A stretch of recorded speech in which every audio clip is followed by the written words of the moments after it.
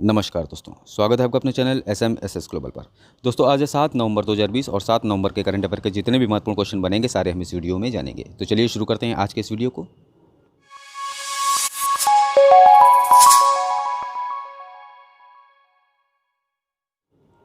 तो सबसे पहला क्वेश्चन है, हाल ही में जॉन पोम्बे मागुफली कहाँ के राष्ट्रपति बने हैं? तो ये बने हैं तंजानिया के। कौन? जॉन पोम्बे मागुफली। तो इस क्वेश्चन का सी ऑप्शन तंजानिया सही है। और हाल ही में इन्होंने अपने दूसरे कार्यकाल के लिए राष्ट्रपति पद की शपथ ग्रहण की है। वे 2015 से इस पद पर कार्यरत हैं और ये इनका दूसरा कार्यकाल है। ठीक है। अब यहाँ बात हुई है तंजानिया की, तो तंजानिया की राजधानी है दोदोमा और तंजानिया की मुद्रा है तंजानिया शिलिंग। अगले क्वेश्चन पे आते हैं। हाल ही में international day for preventing the exploitation of the environment in war and armed conflict दिवस कब मनाया गया? तो अभी ये 6 नवंबर को ये दिवस मनाया गया। तो इस क्वेश्चन का ए ऑप्शन सही है। इसके अंतर्गत हर साल 6 नवंबर को अंतर्राष्ट्रीय स्तर पर युद्ध और सशस्त्र संघर्ष में पर्यावरण के शोषण को रोकने के लिए ये दिवस मतलब इंटरनेशनल डे ये मनाया जाता है। यानी जो भी युद्ध होते हैं तो उसमें कई बार हमेशा जो है पर्यावरण को काफ़ी क्षति पहुंचती है, तो इसलिए ये इंटरनेशनल डे मनाया जाता है। और संयुक्त राष्ट्र महासभा ने 5 नवंबर को यानी 5 नवंबर 2001 को हर साल युद्ध और सशस्त्र संघर्ष में पर्यावरण के शोषण को रोकने के लिए ये दिवस घोषित किया था। किसने? संयुक्त राष्ट्र महासभा ने। अगले क्वेश्चन पे आते हैं।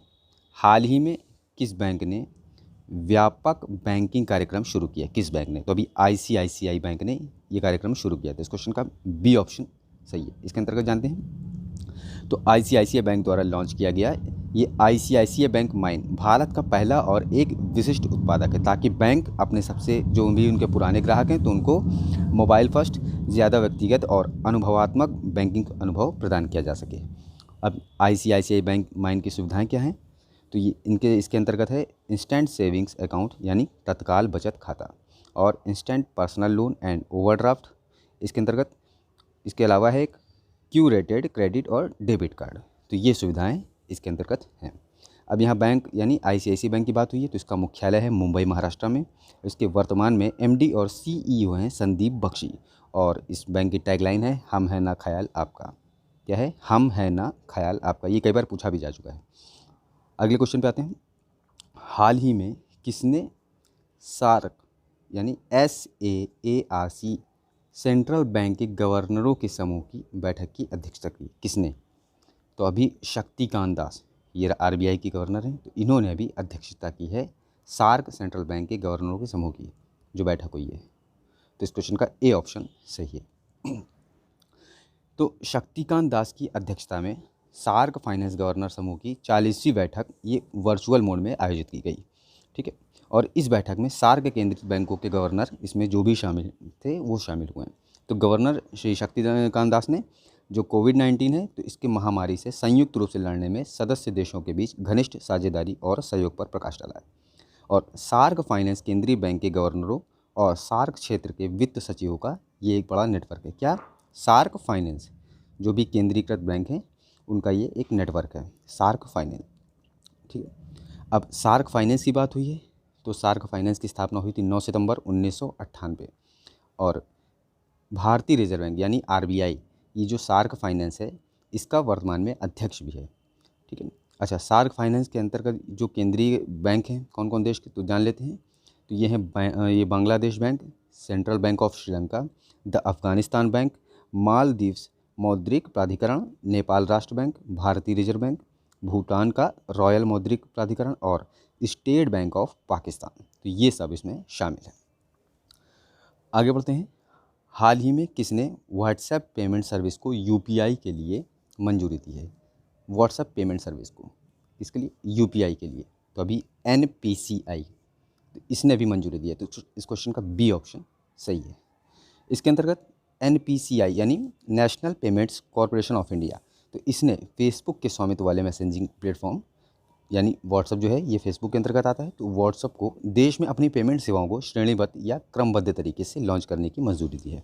अब NPCI ने यूनिफाइड पेमेंट्स इंटरफेस UPI का पूरा नाम है ये यूनिफाइड पेमेंट्स इंटरफेस को खरीदारी करने और व्यापारियों के अंत में वास्तविक समय के जो भी भुगतान होता है तो उसको सक्षम बनाता है। कौन? यूपीआई। जो भी हम लोग खरीदारी करते हैं व्यापारियों से हो या कोई भी आप जनरल मर्चेंट पे जाते हैं, कोई भी किसी भी तरीके, तो यूपीआई उस भुगतान को सक्षम बनाता है। और यूपीआई जो चैनल है ये तेज़ी से डिजिटल लेन देन के लिए भारत का सबसे जो है पसंदीदा ये तरीका बन चुका है। ठीक है। अब बात यहाँ पे एनपीसीआई की हुई है, तो इसके एमडी और सीईओ वर्तमान में दिलीप असबे, और इसका मुख्यालय है मुंबई महाराष्ट्र में, और इसकी स्थापना हुई थी 2008 में। अगले क्वेश्चन पे आते हैं। हाल ही में नमामि गंगे का ब्रांड एम्बेसडर किसे बनाया गया? तो अभी चाचा चौधरी को ब्रांड एम्बेसडर बनाया गया है नमामि गंगे का। तो इस क्वेश्चन का सी ऑप्शन चाचा चौधरी सही है। तो डायमंड टून्स गंगा नदी के सांस्कृतिक और आध्यात्मिक महत्व के बारे में जागरूकता फैलाने और गंगा कायाकल्प के लिए आम जनता में सर्वोत्तम उपलब्ध ज्ञान को उपलब्ध कराने के लिए चाचा चौधरी के साथ इस नई टॉकिंग कॉमिक्स की अवधारणा और प्रकाशन करेगा। कौन? Diamond Toons. ठीक है। अब नमामि गंगे की बात हुई है तो जान लेते हैं थोड़ा सा कि क्या है ये नमामि गंगे। तो ये केंद्र सरकार की एक योजना है जिसे वर्ष 2014 में शुरू किया गया। जैसे आप जानते हैं वर्ष 2014 में से शुरू किया गया था, और सरकार द्वारा इस परियोजना की शुरुआत राष्ट्रीय नदी गंगा का प्रदूषण संरक्षण और कायाकल्प करने के लिए जो है इसको किया गया था। तो इसकी ये उद्देश्य था। अगले क्वेश्चन पे आते हैं। हाल ही में किस राज्य में प्लास्टिक लाओ मास्क ले जाओ पहल का शुभारंभ किया हुआ है? तो ये है राज्य उत्तराखंड। उत्तराखंड में प्लास्टिक लाओ मास्क ले जाओ जो पहले इसका शुभारंभ हुआ है। तो इस क्वेश्चन का सी ऑप्शन उत्तराखंड सही है। इसके अंतर्गत उत्तराखंड के जो देहरादून नगर जो वहाँ का नगर निगम है, तो इसने यानी डीएमसी ने प्लास्टिक कचरे के खतरे से निपटने और कोविड-19 के प्रसार को रोकने के लिए प्लास्टिक लाओ और मास्क ले जाओ नामक से एक नई पहल की शुरुआत की है। इस पहल के तहत प्लास्टिक कचरे के बदले 5000 फेस मास्क ये वितरित किए जाएंगे। तो ये काफ़ी अच्छी पहल है।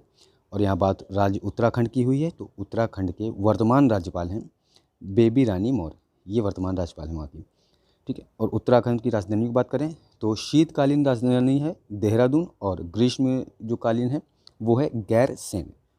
और उत्तराखंड के मुख्यमंत्री हैं वर्तमान में त्रिवेंद्र सिंह रावत। तो दोस्तों ये थे आज के करंट अफेयर के महत्वपूर्ण क्वेश्चन। और अब बात करेंगे पिछले वीडियो के प्रश्न। तो पिछले वीडियो में प्रश्न किया गया था हाल ही में किसने भारत COE की आधारशिला रखी? तो इसका सही आंसर था सर्बानंद सोनोवाल। ठीक है। और अब बात करेंगे क्वेश्चन ऑफ द डे की। तो आज का क्वेश्चन है हाल ही में अलसेन और टारा कहाँ के राष्ट्रपति बने हैं? तो ये आपके 4 ऑप्शन है, आप इसका आंसर नीचे कमेंट बॉक्स में बता सकते हैं। दोस्तों जुड़े रहिए हमारे साथ डेली करंट अफेयर्स के लिए, और हाँ, चैनल को सब्सक्राइब करना, लाइक करना और ज़्यादा से ज़्यादा शेयर करना बिल्कुल भी मत भूलिएगा। धन्यवाद।